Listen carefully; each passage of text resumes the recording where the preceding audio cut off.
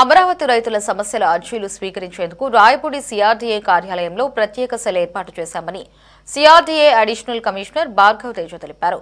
రాజధాని రైతు కూలీల సమస్యల పరిష్కారం కోసం రాయపూడిలో ఏపీ సిఆర్డీఏ ప్రధాన కార్యాలయంలో నిర్వహించిన గ్రీవెన్స్ డేలో ఆయన పాల్గొన్నారు.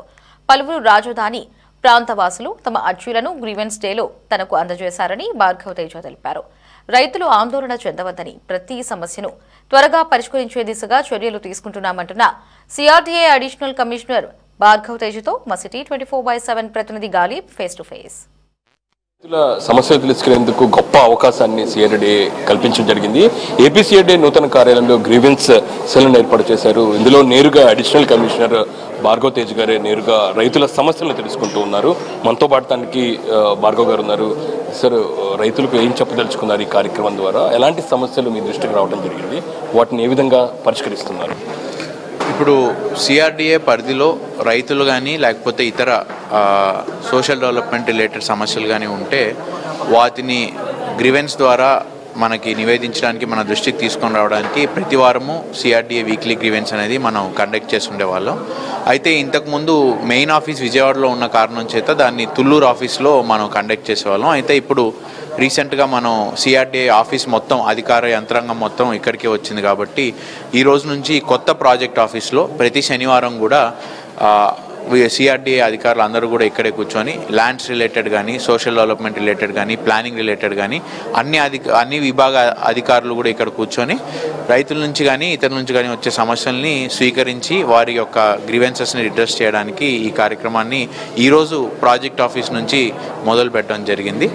అయితే రీసెంట్గా మనం చూసుకుంటే గౌరవ ముఖ్యమంత్రి గారు అలాగే ఒక 3-man కమిటీ ద్వారా సిఆర్డీఏ రైతులకి ముఖ్యంగా ఉన్న సమస్యల్ని త్వరితగతిన వారి కన్సల్టేషన్తో ఇటు అధికారులు, ప్రజాప్రతినిధులు అలాగే రైతులు అందరూ కూర్చొని మాట్లాడుకొని ఏ సమస్యలు ఉన్నాయి, వాటిని ఏ రకంగా పరిష్కరించవచ్చు అని చెప్పి అనేక విషయాల మీద సుదీర్ఘమైన చర్చలు చేసి ఆ చర్చల యొక్క అవుట్కమ్గా అనేక కమిటీలు నిర్ణయించడము, జిల్లా యంత్రాంగాన్ని కానీ, జిల్లా కలెక్టర్లను కానీ, లేకపోతే సిఆర్డీఏ యంత్రాంగాన్ని కానీ కొన్ని కార్యక్రమాలు అప్పచెప్పడం జరిగింది.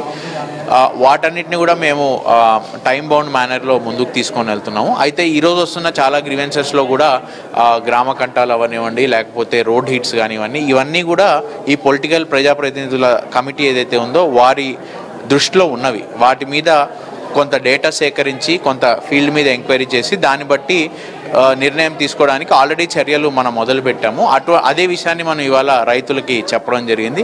అది కాకుండా ఇతర సమస్యలు ఏమన్నా ఉంటే కూడా వారిని ఇక్కడే సంబంధించిన ఎస్డిసిస్ ఉన్నారు, ఎస్డిసిస్ కానీ రికార్డు కానీ డాక్యుమెంట్ కానీ చూసి వారికి వీలైన పరిష్కారం చూపించడం జరుగుతూ ఉంది. ఇది ఈరోజు జరిగే ప్రక్రియ మాత్రమే కాదు, ప్రతి వారము అలాగే నిరంతరం మన ఆఫీస్లో నేను కానీ ఇతర అధికారులు కానీ రైతులు ఎప్పుడైనా ఏ సందర్భంలో అయినా సిఆర్డీఏ ప్రాజెక్ట్ ఆఫీస్కి వస్తే వారిని కలుసుకొని వారికి ఉన్న సమస్య కానీ వారు ఇవ్వాల్సిన రిప్రజెంటేషన్ కానీ తీసుకోవడానికి మేము సిద్ధంగా ఉన్నామని తెలియజేసుకుంటాం. ఒక టైం బౌండ్ అంటే ఏదైనా ఉంటుంది, ఒక సమస్యకు సంబంధించి అది ఎన్ని డేస్లో ప్రాసెస్ ఉంటుంది, ఎంతవరకు దీన్ని పరిష్కరిస్తారు?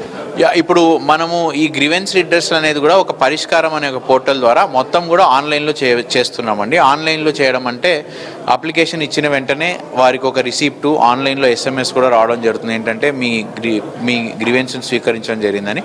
దానికి SLA పీరియడ్ అని ఒకటి ఉంది. ఒక్కొక్క సమస్యకి ఒక్కొక్క పరంగా దానికి ఇవ్వడం జరిగింది. 15 రోజులు అవనండి, 21 రోజులు, 30 రోజులు అలాగా. అంత లోపల కన్సర్న్డ్ అధికారి దాన్ని పరిష్కరించాలి. పరిష్కరించిన తర్వాత 1 లెవెల్ ఆఫ్ ఆడిట్ అంటే L2 హయ్యర్ లెవెల్ ఆఫీసర్తో ఒక ఆడిట్ కూడా చేయబోతున్నాం. ఏంటంటే కరెక్ట్గా పరిష్కరించారా లేకపోతే ఇచ్చిన పరిష్కారాన్ని సరిగ్గా ఇవ్వకుండా క్లోజ్ చేశారా అని. అలాగా సరిగ్గా పరిష్కరించకుండా క్లోజ్ చేసి ఉంటే వాటిని మనం రీఓపెన్ చేసి మరీ ఇంకొకసారి వారికి పంపించడం జరుగుతుంది. సో ఈ రకంగా అయితే అన్ని సమస్యలకి కూడా అంటే మనకున్న ప్రస్తుత విధి విధానాల్లో కొన్నిటికి పరిష్కారం అనేది లభిస్తుంది, కొన్నిటికి విధానపరమైన నిర్ణయాలు తీసుకున్న తర్వాత మాత్రమే ఆ సమస్యను మనం పరిష్కారం చేయగలం.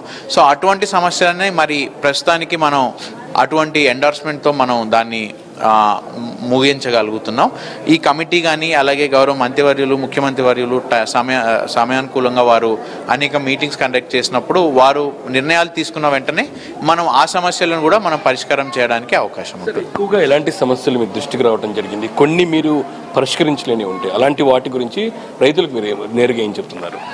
అంటే పరిష్కరించలేనివి కాదు, మేజర్గా మనకి ఇప్పుడు వస్తున్నవి సమస్యలు ఏమిటంటే ఒక గ్రామ కంఠంలో ఉన్న ఎగ్జామ్షన్ కంటే ఇంకొంచెం ఎగ్జామ్షన్ అడుగుతున్న కేసెస్ ఎక్కువ వస్తున్నాయి. అలాగే వీధి పోట్ల వల్ల మాకు అలాట్ చేసిన ప్లాట్ని వేరేది కేటాయించడం అని, ఇంకొకటి మాకు అలాట్ చేసిన ప్లాట్ని ల్యాండ్ అక్విజిషన్లో ఉంది లేకపోతే కాబట్టి మీరు దాన్ని మార్చనని, వీటన్నిటికీ కూడా ఇవి పరిష్కరించలేని సమస్యలు కాదు. వీటన్నిటికీ కూడా పరిష్కారాన్ని ఇప్పుడు ప్రస్తుతం దాని మీదే వర్క్ చేస్తున్నాం. సిఆర్డీఏ కానీ జిల్లా యంత్రం కానీ గౌరవ మంత్రివర్యులు కానీ.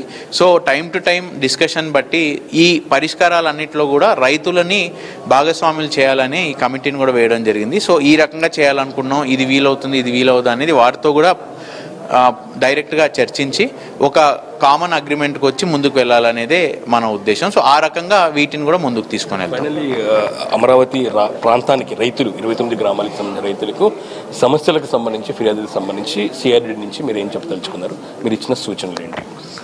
సో రైతులందరికీ కూడా మొదట నేను చెప్పదలుచుకుంది ఏంటంటే, ఏ సందర్భంలో అయినా ఏ సమయంలో అయినా మీకు ఎటువంటి ఇబ్బంది ఉన్నా కానీ మీరు ఖచ్చితంగా సిఆర్డీఏ అధికారులని సంప్రదించవచ్చు. అయితే వారి పరిధిలో ఉన్నవి మనం కొన్ని చేయగలుగుతున్నాం, కొన్ని విధానపరమైన నిర్ణయాలు తీసుకోవాలి, వాటి మీద కూడా పనిచేస్తున్నాం. అయితే కొంత సహనంతో మాకు సహకరిస్తే కొంత సమయం వారి దృక్పథం కూడా మేము అండర్స్టాండ్ చేసుకోవాలి. ఎందుకంటే చాలా రోజుల నుంచి వెయిట్ చేస్తున్నాం, మా భూమి తీసుకున్న తర్వాత ఈ సమస్యలు పరిష్కారం అవుతే సంవత్సరాలు గడుస్తుందని.